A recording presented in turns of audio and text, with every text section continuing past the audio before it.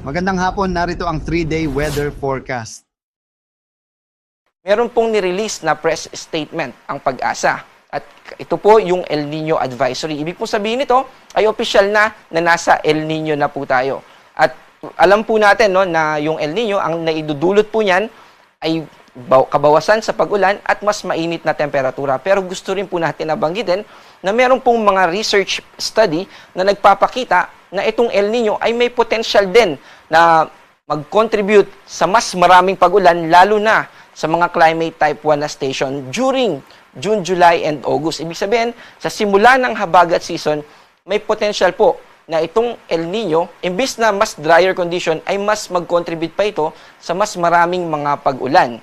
Pero, yes po, totoo na yung general na influence niya throughout the country, lalo na sa last quarter po ng taong 2026, ay mas konting pag-ulan at mas mainit. Ibig sabihin, dito po natin pinaka mararanasan yung epekto nitong El Nino.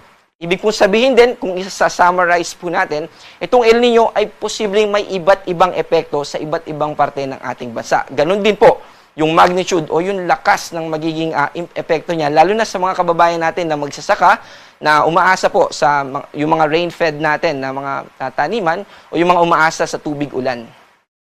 Para sa magiging lagay ng ating panahon, sa susunod na 3 araw, simula po Friday hanggang sa weekends. By the way, Independence Day po sa Friday, kaya gusto rin po natin na bigyan ng emphasis na magiging maayos naman po or mababa yung tsansa ng mga pag-ulan na tipong na posibleng magdulot ng malawakang pagbaha. Pero gusto rin po natin na banggitin na yung mga posibleng thunderstorms ay pwede pa rin na makaapekto sa atin. Ganyan po yung ating forecast for Metro Manila, ganun din sa buong Luzon, pero dito po sa Mindanao, sa Visayas, by the way, ay malaking bahagi pa rin ng Visayas ay hindi makakaranas ng sobrang lalakas na pag-ulan na posibleng associated sa easterlies.